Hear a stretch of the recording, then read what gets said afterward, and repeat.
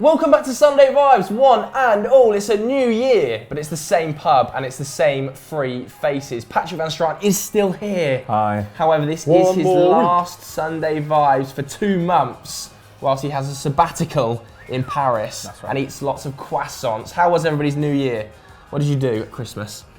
I got absolutely rat-arsed, mate. I saw your photos, yeah. Both of them, Patrick. Yeah, you smashed the whole time. Weren't you dressed as like Bowie? Yeah, I went to 1980s parties, David Bowie. Girlfriend had to walk me home. She wasn't best pleased with my behaviour that night. Oh dear. Well, I proceeded to kiss the whole room on New Year's. No one was safe. Oh, lovely.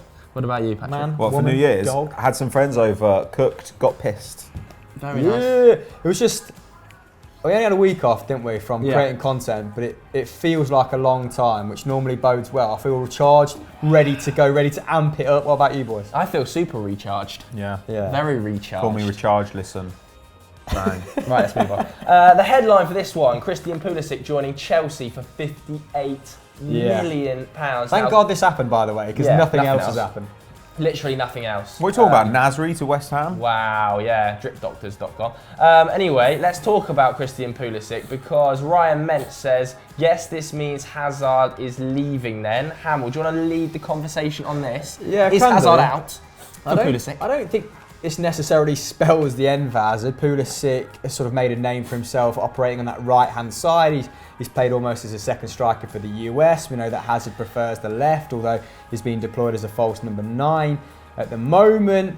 But what we can say is that Maurizio Sarri is getting increasingly pissed off with the Belgian. He actually said last week it's time to decide, and he was referring to his contract situation, which Hazard is repeatedly stalling on. Oh my God, it's getting boring. So when we get into the summer, he'll only have a year left. They want him to renew before then. I actually think this is quite a punchy move from them to say, I suppose in a roundabout fashion to Eden Hazard, that we'll continue to bring in personnel whether you decide to stay on or not. Okay, you're not bigger than the club. But Hazard has reiterated he wants to wait. We all know he's sort of tempering a move to Real Madrid. And he's not enjoying playing in this newfound position. No. The position that people have kind of coined the Dries Mertens position, which is this reserved forward. Sarri has said that it's to the benefit of the team, which it is, I suppose, to some degree, because Morata and Giroud have been out of form. Morata, you were saying pre this that he had an awful half an hour stint when he came on. I can't remember who it was against, but he came on as an injury replacement when Giroud rolled his ankle. I've never seen a 20 minutes like it. Yeah, it's like the Michelin Man, everything bouncing off of him. It was genuinely like somebody had gone, oh, anyone from the crowd fancy 20 minutes up front here? And they just rolled on after 4 pints. Big Dave. But, so yeah, I think, I mean, Sarri has also said that playing him as a false 9, which has generated a certain amount of success, hasn't it? 3 goals, 3 assists. You can't really argue with the output. But even after, Hazard clocked at these goals and these goal involvements, after the Watford game, he said he still, in public, post-match, wasn't happy with playing as a centre forward because he wasn't having as many touches, he wasn't as involved in the game. Sarri, using him to press to a certain degree, says that the team more solid from a defensive standpoint, they're more solid in the defensive phase of the game. So he's being asked to be a team player right now and he's not exactly enjoying it. But I don't necessarily think Pulisic spells the end for Eden Hazard. What do you boys think? I agree. I think Hazard was going to leave regardless, though. I actually don't think he's going to stay at Chelsea. Really? And I don't think he's ever wanted to stay at Chelsea. I think the little cock teases that he's been doing to Chelsea fans is just nothing more than a bit of a game to run Real Madrid's numbers up. I think it's inevitable. I mean, numbers-wise, playing for Chelsea have said they're willing to surpass the 290k they offered to N'Golo Kante, so he could be on sizable wages if he stays. That's crazy if that's true. I mean, that is insane amounts of money. Even though Eden Hazard is a phenomenal player, how old is he now? 28? I think he'll be 28 next year, possibly. 28, and it's maybe this year. Despite the fact he is out of contract in 2020, I think Real Madrid are still going to have to pay out their arse for him because Chelsea just will be dealing big. This is the move they should have done 3 years ago, really. It is, 100%. They'd have paid less before the Neymar move. But I think he's going to leave. I don't think the signing of Pulisic means the end of Hazard, because I think the end of Hazard was coming anyway. at Chelsea, and I think they're just trying to get players in through the door to cover themselves a little bit for when that happens, because it's inevitable now, surely. If he was going to sign a new contract, he'd sign a new contract when Sarri arrived. I mean, well, according to Sam, he's commented, he actually replied to Ryan Mensah's comment. He said, not at all, he's a replacement for Willian/Pedro. Do you think that's more the case, Pato? Well, I'm sure that's what Chelsea fans are going to hope, but I've literally no idea. I mean, I'd have thought as well that if Hazard wants to leave, he's going to leave this summer. But it's smart regardless, because even if Hazard stays, Kovacic is going to go back to Real Madrid, we all assume. And then Sarri's... Well, I think he's going to stay. God, well, if they keep him, then they have more ball progression. But basically, for a long time, they just let in Hazard to do ball progression. Now they have Kovacic and Hazard, but Hazard's moved to 9, so they just have Kovacic. Pulisic has been doing that more and more for Borussia Dortmund, so it makes sense to get somebody else in who can do that too. I've seen a lot of people, though, saying that Christian Pulisic, they've overpaid for him, that he's overrated, that his goals contributions have been... I don't think he's overrated, but I do think they've overpaid because of his contract situation. I'd say that his output has declined quite a bit since that star season at 18 under Thomas Tuchel, when I think it was a combined like 0.51, 0.52 expected goals and assists per 90. But do you think that's because the that's quality of his coaching has gone down? And also because of the system and the system he's playing in, it's just different. Yeah. But to me, an 18-year-old who's putting up over 0.5 expected goals and assists per game is a guy with superstar potential. He's always had huge dribble numbers as well, great ball progression numbers, really good defensive numbers on the wing, which is going to tie in with what Sarri is saying about, stability in the defensive phase. So I kind of think, I think it's a smart move overall. They have overpaid a bit. On the other hand, they've got an excellent young player who can perform a variety of roles for them. Dortmund have certainly made out on the deal. I don't think he's a replacement for Pedro. I think Pedro actually... When I look at these four kind of winger types, as are Willian, Pedro and Pulisic, Pedro's the odd one out. Pedro's much more of an off-the-ball kind of scorer, whereas Willian, Pulisic and Hazard are the guys who want to get on the ball and do everything, So if they want the guy who's going to be the kind of arrive late in the box and get a tap in, that's not what he's going to be. But I do think that Chelsea have been poor for a few weeks now, and they've been boring to watch. Every time I've watched Chelsea, they have been crap.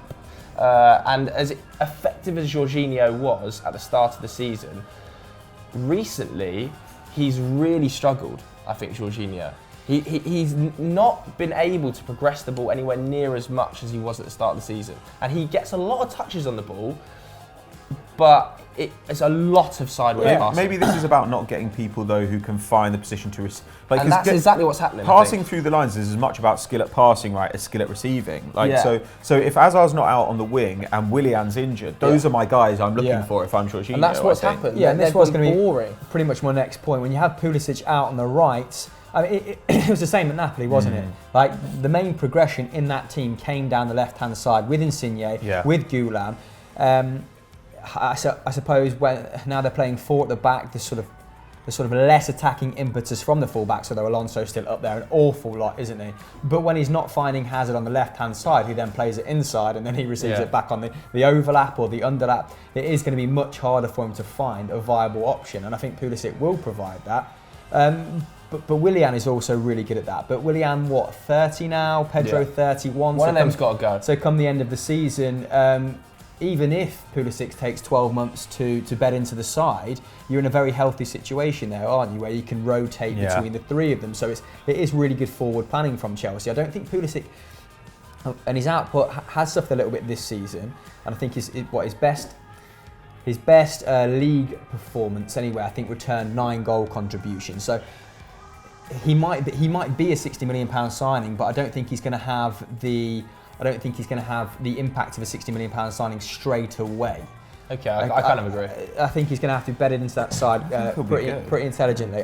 We all like the signing, though. I mean, 58 mil. When he played well for Thomas Tuchel, he made 15 starts that season? Yeah. And the rest were substitute appearances, so it's going to be a long, hard, physical season in the Premier League, and I do think he will need to add a bit of timber. That was a lot of minutes, though, as like an 18-year-old, still. And 9 goal contributions in 15 starts is pretty spectacular. 9 goal contributions again last season in a really ramshackle side. I think I think he could seriously take off, especially under Sarri.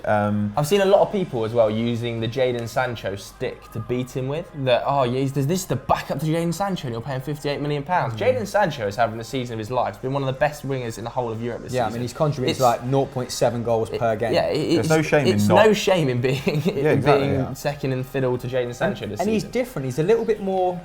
I've said before I could see Jadon Sancho playing anywhere across the front line because he has got that nice little reverse ball. He picks up the ball in very intelligent spaces. But so is Pulisic. I don't think Pulisic is just confined to playing out wide, and we've seen that with the national team. He can come in the middle as well. And if Chelsea want to play someone with Hazard through the middle or off of Hazard, or if Hazard drops back and in fact becomes that second striker moving forward, then he's gonna have a lot of good service in and around it. But I've just been generally impressed with Pulisic as a bloke as well. I mean, I just watched the 15-minute Vice documentary on him last night. And I've watched that documentary. Yeah, and he gave an interview in perfect German after scoring his maiden Bundesliga goal at the age of 17, 18. Yeah. Like I think when he first joined, he couldn't play in youth games because of work permit issues. And he's just, even though he's been dropped for Sancho, you've not heard a peep out of him. He's not been trying to force a move. Apparently, Chelsea approached Dortmund for Pulisic when Sarri first came. So this is a player that Sarri is earmarked from the offset, even before Jadon Sancho got ahead of him. I did read the interview with Sarri where he has had no say in this transfer. And I do not have a director of football. Do you not think though Marina Granovskaya kind of took over that though after Emenalo left? But do you not think that was just like a bit of a miss, like Sarri not entirely understanding what he was saying? Because it sounded like he said, the way I interpreted it was he kind of said, I like the player, but I didn't know that this was happening when it happened. Yeah, that's exactly what he said. Which I think is fine. When it was action. Right. He didn't know they were happening. I think he obviously knows the player. And also it doesn't matter, right? Like, in theory, Sarri can turn up at your club, and it doesn't matter whether you've got Cristiano Ronaldo or like Ciro Immobile or whoever you've got in your side. Sarri's going to turn up, figure out who he likes, and play who he likes. Like that's what he said he wants to do as a coach. He wants to be a head coach, not a manager. I think this is a move that works for both parties as well. It now seems that Dortmund are going to target Torgan Hazard, and we've really liked him in the past. And if they can get him for less than they've sold Pulisic for, it seems like a good bit of business for Dortmund. Yeah. What do we think with Hazard? You're a big fan of him. I think that'd be fantastic. I mean, Torgan Hazard last season, I think he a little bit underperformed his expected goals. We're meant to be around 20 goals and assists in the league, which is outstanding. I think he's 25 now. He's got decent pace, but he's creative and a goal scorer. Plays off the right, so you've still kind of got that guy playing there. Yeah. I mean, as an attacking core, they've got Royce, who's having one of the seasons of his life. You've got Jadon Sancho, who looks like being, to my mind, maybe the second biggest talent in world football after Kylian Mbappe. Then you've got Jakob Brun-Larsen, who looks great, has had a really good start to the season. And then you could get Torgan Hazard as well. Yeah. And to me, that's a really exciting group of players, all of whom pretty much can play in any of those forward positions, plus Paco. And their profiles are who you identify Dortmund players with being, aren't they? Really good in the transition, really good dribblers. I still think they, could maybe use another striker, Dortmund, but 6 points ahead of Bayern Munich at the minute, but Bayern Munich putting in, I think Bayern Munich haven't lost in the league since Dortmund beat them 3-2. But it's like they've swapped roles, do you not think? Like Dortmund going out to a rival club and getting a 25-year-old who's already a star. Bayern going out and trying to get an 18-year-old out of Chelsea's academy and a 17-year-old from the MLS. Like, what's going on with these two clubs? It's like Dortmund is saying, you know what, we see an opportunity to try and maybe sneak 2 or 3 titles before Bayern get their shit together. Let's buy peak age players who are going to contribute now. And being able to retain Pulisic until the end of the season, it is going to help that no end, isn't it? Yeah, definitely. If anything happens to Jadon Sancho, you have a player who's, his expected goals and assists combined is the lowest it's ever been, but we think that's owing to the system, and he's ready to contribute now. I actually heard that Pulisic insisted on staying. He thinks that he stands more of a chance of impressing Sarri at Dortmund over the next 6 months rather than coming into the club in January, which is a brave decision.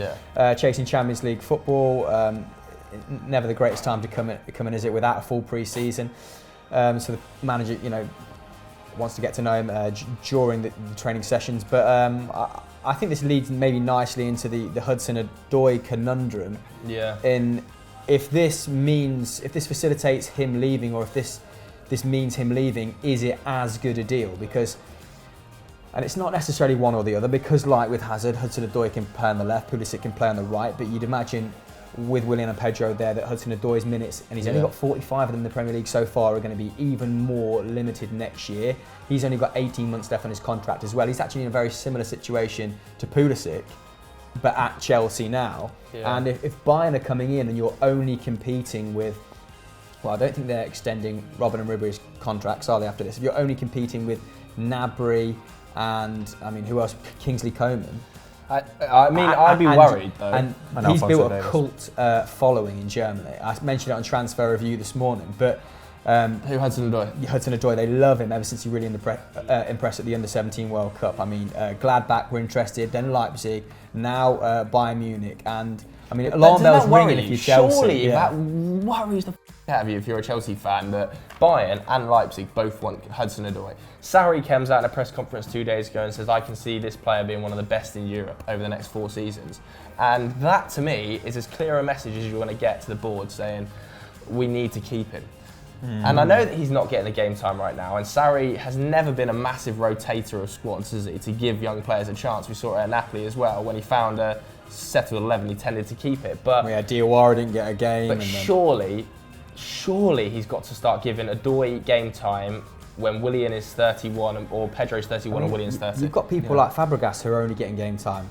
Well, I think Fabregas is going to leave in this window. In the Europa League, he might leave for Monaco, might leave for AC Milan. But it's quite not a bloated squad, but it's quite a big squad now at Chelsea, and I think the opportunities will continue to be limited. And I for one would like to see Hudson-Odoi go to the Bundesliga, but rumour has it this morning that they're, I mean, maybe in the face of the Chelsea fans being so dismayed with the idea of another prodigy moving on, have bumped it up from, Bayern bid, I think 13 to start with, and then Chelsea asked for 23, and then they bid 23, and I think now Chelsea are asking for closer to 35. Which is a lot. So I don't know if they're just trying to price them out, or whether, you know, if Bayern went to that price, they would be tempted to sell. But for me, Hudson-Odoi is much more like Jadon Sancho than Pulisic. I mean, my exposure to all of them has been, I guess, limited in a way, but he looks really good at just driving the ball down the wing, cutting inside, can also create a hell of a lot of opportunities. So I could see them playing in the same side, but it does feel kind of like one in, one out. Yeah, I feel like the Pulisic signing probably does mean they're going to sell Hudson-Odoi. What about Tammy Abraham? We've talked about them potentially selling Hazard and Willian and Pedro. I think Hudson-Odoi is the most likely to leave, which is a sad state of affairs given how talented he is. I think Tammy Abraham is seen as a bit part player there. I don't really think this is a future at Chelsea for Tammy Abraham. I think Sarri's come out and said, hasn't he, that he's not in his first team plans. Him or Batshuayi, who's currently on loan at Valencia. I think he's probably 4th or 5th in the pecking order for a striker at Chelsea. Behind, you think Morata, Giroud, Batshuayi's out on loan, and then he plays Hazard as a false nine. Fascinating. I think Abraham probably 5th choice striker. I think Morata's gone. What does Sarri want up front though? Like, I'm really intrigued because like he's had Giroud. He seemed to like Giroud, but Giroud's old and he's not going to be there forever. Like, doesn't like Morata, doesn't like Batshuayi, doesn't like Abraham. So it's like, what striker does he want? I don't know. It's a real unique A situation. reluctant striker. I will say that Abraham, if Wolves can get that deal done, it seems unlikely. 18 million. Now. It sounds unlikely. It's 18 million is such a snip. Like that's half of what they're going to pay for Raul Jimenez. Yeah, well, I said this before. Like I would actually rather like send Jimenez back to Benfica at the end of his loan and have Tammy Abraham. Like, you're going to save 20 mil, which I think you can spend on improving the rest of the squad. And Tammy Abraham is a lot younger. You know, I like Jimenez, but is he a £38 million player? Of course he isn't. Like, it's a ridiculous sum of money to spend on a player like that. So yeah, I don't know. I would definitely, if I were Wolves and there was an opportunity to get. In fact, if I were Palace as well, now it looks like they're not going to get Solanke on loan. Solanke might go to Schalke. I would 100% be saying, okay, we will give you 20 mil, we will give you 25 mil. I'd go to 30 mil for Tammy Abraham probably as well. What, 6 in 1,500 minutes at Swansea we discussed, and he's back to his best now, isn't he? 12 in 10 Aston Villa. 16 in all comps this season, I think. or 10 in 12 maybe. No, it's 12 and 10. It's 12 and 10, taking 4 shots, 3 inside the box. Like everything suggests that he's ready for another crack at Premier League football. He could dribble. He's fast, despite the fact he's like 6'4". And he can play on either side. It's unbelievable, really. And as a rotation with Raul Jimenez, what we've seen Raul Jimenez do brilliantly, he's contributed to goals. I think he's got 10 so far this season goal contributions, but he holds the ball up so well. And I think as a rotation with Jimenez, Tammy Abraham's a good replacement, like to stop him burning out. And if you don't want to pay the 38, pay the 18 and get Tammy. And I think that will probably be another one of Chelsea's mistakes. In about 3 years, we'll look at that and go, bloody hell, that was a cheap move, wasn't it? Wolves got him out for, because he'll be at another big club. Yeah, 18. I just think he's more probably the finished article than Adama Traore. And yeah, that strengthens Wolves' squad no end. But 18 million. I mean, if they want 35 for Hudson-Odoi, then 18 mil for Abraham. Yeah, it doesn't make sense at all. Doesn't really make sense. But either way, we think the Pulisic move is a good one for both parties. I still think Eden Hazard's going to leave though. But what do you guys at home think about the move and Hazard's future? Let us know in the comments below. Moving on to quick 5 questions now. The first one was sent out by Made Up Handle. I'm hoping we haven't made that up, and it is actually his handle. He says, what do you think about the Keylor Navas rumours to Arsenal?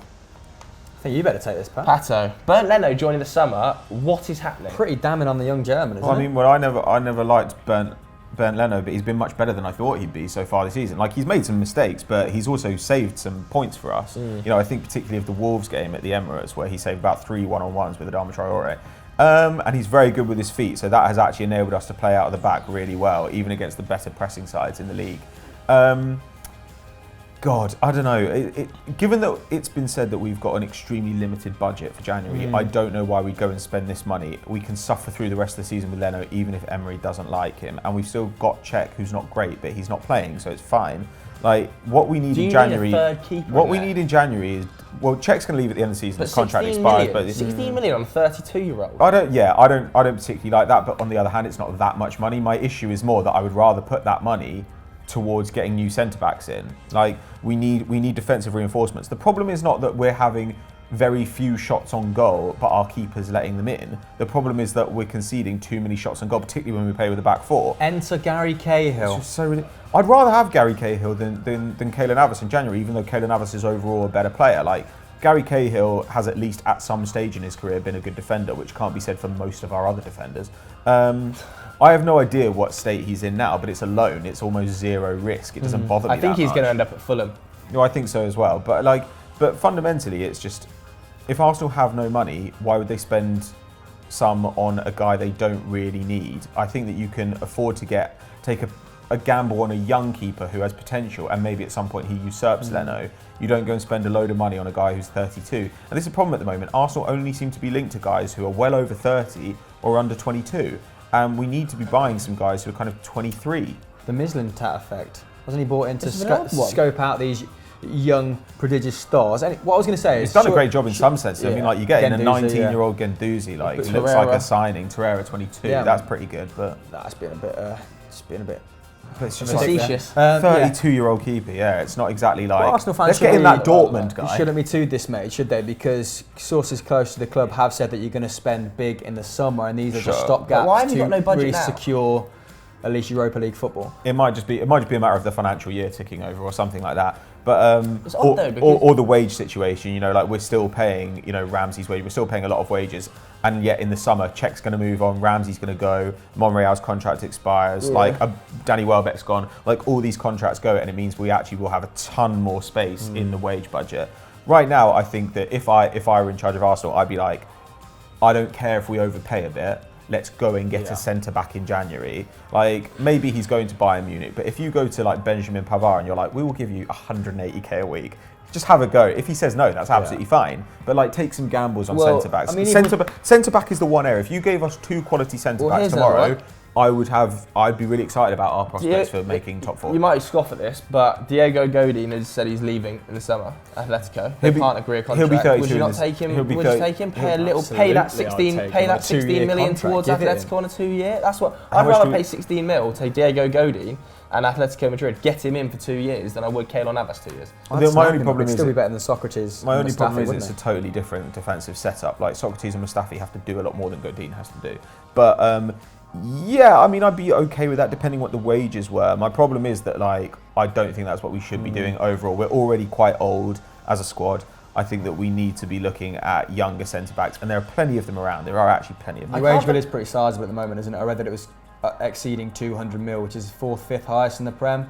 When you consider that there's a fair amount of deadwood bit part players to be moved on, that are taking up that chunk. Do you think that's really going to leave? Might be a case of waiting. Not in January, I don't think. No. But this is the thing. Like that's actually good news, I think, in a way. Like you look at our wage bill, it's about 5th in the league. That's roughly where we are, kind of the 15th in the league. At the end of the season, if that wage bill goes down a lot, then we could actually have a better squad with a lower wage bill, which would be remarkable. It'd be the first time in a long time we've managed that. Does bringing in a centre back actually? I suppose unless you wanted to bed him in, unless you could secure a long-term target, that would be a different scenario. But I don't think it changes where you finish in the league this year, does it? I think you will finish 6th. I think it does. I think it kind of does as well. They're so bad. Like Squadron, Mustafi and Socrates. I think we'll finish 5th. Above Manchester United. I'd be surprised if we finished below Man United. There's a few good bets in the office about that, by the way. But Thames got 40 quid right now. Well, it's totally possible. It's totally possible, of course. But like, we are 3 points ahead of them, and I don't think Man United are really. We haven't been tested yet. Are much better. But yeah, and when we've been in 3 at the back, we've been very good. When we've been in 4 at the back, we've been horrific. So I think if we got in a quality centre back, it would improve our prospects. It's really interesting to me to see Arsenal having no budget in January. And did you see Pochettino's quotes as well about Tottenham's budget restrictions? He said, so Pochettino came out today and he was talking about Atletico Madrid. Somebody compared the budget to Atletico Madrid, and he said Atletico Madrid have 5 times the budget we do at the moment. Whoa. He was saying basically we've got no money to spend unless we sell players. So it looks like Moussa Dembele is going to be shipped off to China. In this window, and they're going to try and sell a few youngsters to bring in other youngsters. On the podcast, though, right? Wasn't it just the excess spend on the stadium? I mean, that's why they were contemplating selling Moussa Dembele to Inter Milan at the start of the season, weren't they? But I think like both them and Arsenal don't seem to have much winter budget, which is a bit of a surprise to me. I've read 30 mil max. Like he can only bring in another Sissoko effectively. But, I mean, with Arsenal, I think that's partially though because like Raul Sanllehi, who's like kind of director of the technical side or something like commercial operations or something, he said that he doesn't really believe there's much value to be had in the January window, which is overall generally true. Yeah. Whereas with Spurs, it's like there is value to be had for them. 100%. I mean, they're not competing for the title. You shouldn't believe anybody who tells you they're in the title race. But they can easily wrap up 3rd spot in the league comfortably, and they could probably have quite a deep run in the Champions League if they went out and got a good midfielder in January. And those could be found kind of on a budget. I trust Pochettino to develop those guys. Yeah, I agree. Should we go on to the next one? This one was sent in by Swagato Sarkar. Shout out FD Fan of the Year. He says, Cristiano Ronaldo should have been in Football Daily's Team of the Year. Patrick, you may as well take this. You wrote it. Sure, sweet. I want to throw you under the bus. I mean, get under that bus. I mean, he's been all right. Like, was he better than any of the forwards who made my Team of the Year? You had Raheem in there, and Ronaldo scored 49 goals in the calendar year. I don't think he was particularly great though. Like, I don't think he was amazing. He's certainly bad in the Champions League final. I thought, I didn't really enjoy him at Real Madrid in the first half of the season. He didn't score from the quarter-final onwards, did he? And to be honest with you, and also he takes penalties, which I think is a huge advantage. Plus, he played. True. I think Raheem Sterling has been more integral to that side, and he had a much better World Cup, to my mind, than Cristiano Ronaldo did. I think that Raheem Sterling had a better year than Ronaldo. I definitely think Raheem Sterling had a fantastic year, but Cristiano, I think, is now in that sort of territory where, because we know how good he is, we're just like, it's just another Ronaldo season. But also I think like he's playing in a team which is like so far ahead of the rest of the league in Italy this season that I almost kind of want to disregard it. Whereas when City haven't been good this season, Raheem Sterling still has been good. Have you seen that Ronaldo, I think, has been Real Madrid's top goal contributor this calendar year, and Juventus's?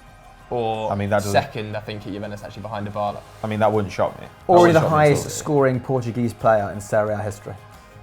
Yeah, to be fair, he's only got about 10. It's not a well-trodden path, is it? Let's move on then. Dylan Gervan, this one's for you, Hamill. Please talk about the Old Firm. I actually watched this game. You were but lol as well. I watched some of this game and it was just boring. I was too sad. Which pretty much sums it up. Scott Brown get destroyed. I've got a dead foot and it's killing me. Scott Brown has never looked more finished in a game. He was. How old is he?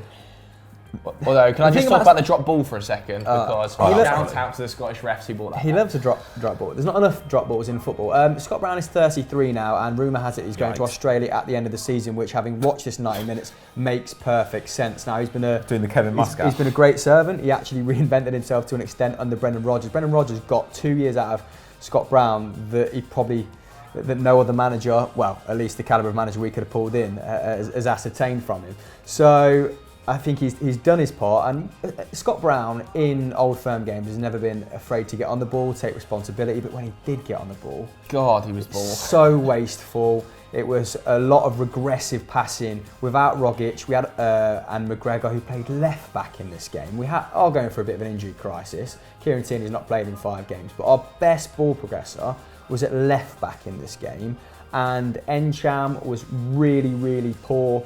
I felt sorry for your striker, who just, it was so isolated. Did Benkovic go off injured though? That was a bit of a... Well, that's what I wanted. Yeah, Benkovic, who's been good since joining us on loan from Leicester. Without Benkovic, Boyata is a bomb scare, because Benkovic is relied on as the distributor. And Boyata is brilliant at making recovery tackles, winning headers. He's a physical specimen. But when it comes to passing through the centre, my balls literally crawl up inside me every time he squares up to make a pass through the lines. But I think it was a little bit of hubris from Brendan Rodgers as well, starting Michael Johnson, an 18-year-old, only just turned 18, barely got any minutes under his belt, as a false 9 in an Old Firm game. I think Brendan Rodgers is just bored at this point. And it's like he's playing Football Manager. As poor as you were, I thought Rangers were actually pretty decent. They got in around you. They deserve a lot of credit. I thought, is it Ryan Kent? Ryan Kent on the left wing was by far the best player on the pitch. Little Cruyffs here and there. Yeah, by far the best player on the pitch. Looked out of place, actually, amongst some of the other players in that Rangers side. And they deserved the win. If Morelos wasn't such a house, they would have won by more goals. Yeah, Morelos is not a good footballer, but the less said about him, the better, I guess. But I mean, he scored a fair amount of goals, doesn't make him a good footballer. Yeah. I think he's above Edouard for XG per 90. Yeah, but he's so bad. I don't really care about him. I mean, he's weird looking bloke. He's like an okay striker, but not a good footballer. Does he realise that haircut's out of fashion? His barber should be arrested. Are you saying like a Javier Hernandez? His haircut actually annoys me.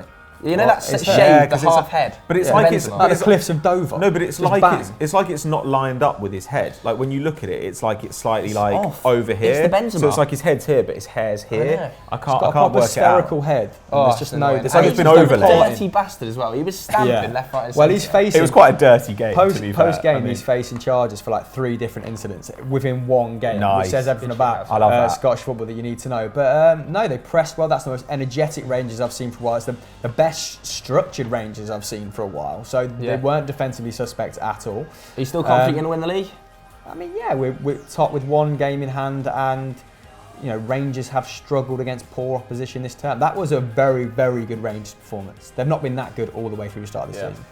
Okay, let's move on then. Deserve their points. Let's move on to personal questions now. This one was sent in by Robbo Donkey. It's our only one of the day. He says, what was your favourite film over the Christmas period? Ooh. Go on, you kick us off, mate. Let's briefly touch on Bird Box, because I haven't seen it yet. I've been saving it for Paris. We can put it in the tags, so at least we can get some SEO out of the bastard. I actually really enjoyed Bird Box. I thought it was good. I've seen a lot of people say it's the most streamed film original on Netflix at the moment. 45 million in 6 days or something it did, didn't it? But I thought Sandra Bullock was brilliant in it. She was really good. The storyline was a bit thin, but I thought Sandra Bullock carried it, and it was by far the best Netflix original I've watched. Yeah, wow. I thought it was excellent. And what I will say though, I watched Netflix original film, I should say, not TV show. No, fair enough. Yeah, better than Bright, wasn't it? Bright was an absolute disgrace. But over Christmas, I just watched horrors for some reason. Hereditary, very good. Tony Collette, very good in that. And A Quiet Place, which is a little bit like Bird Box, I thought, but better. More, the detail is more granular. I thought it was exceptional. Emily John Blunt. Krasinski. Who's Emily Blunt?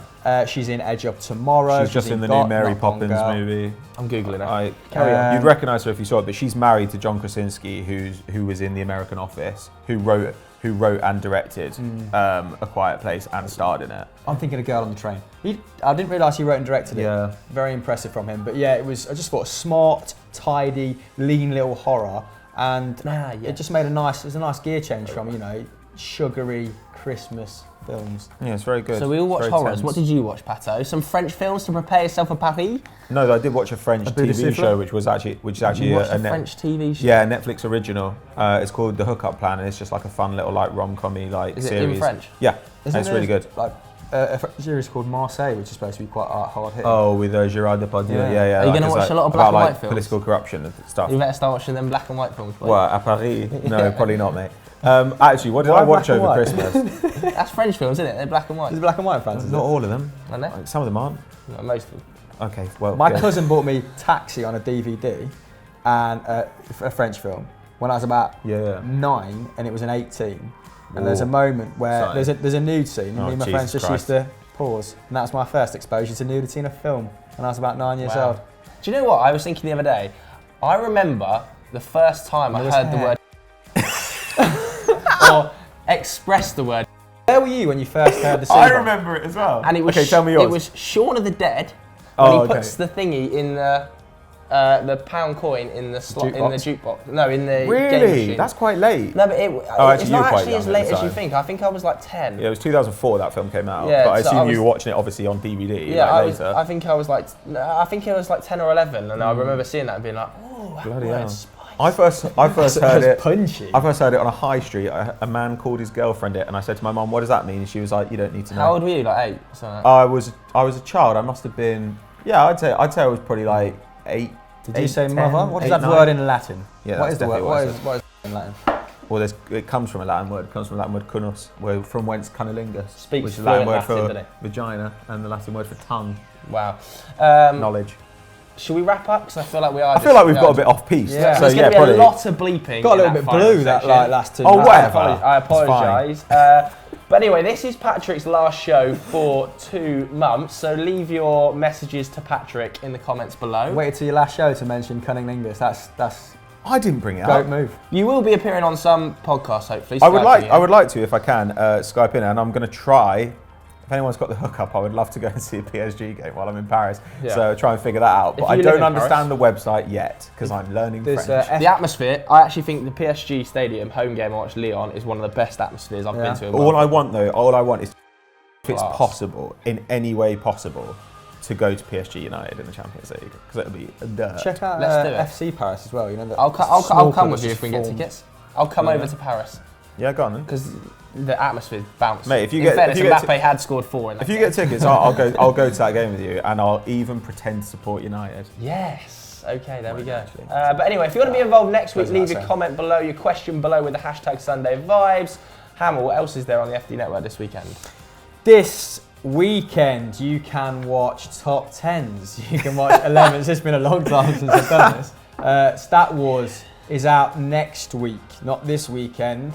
We're doing the playoff final. Yeah, the playoff final. But before the playoff final is the relegation playoff final between Dave and Zach. Yeah, so keep your eyes peeled for that. Thanks very much for watching. Goodbye.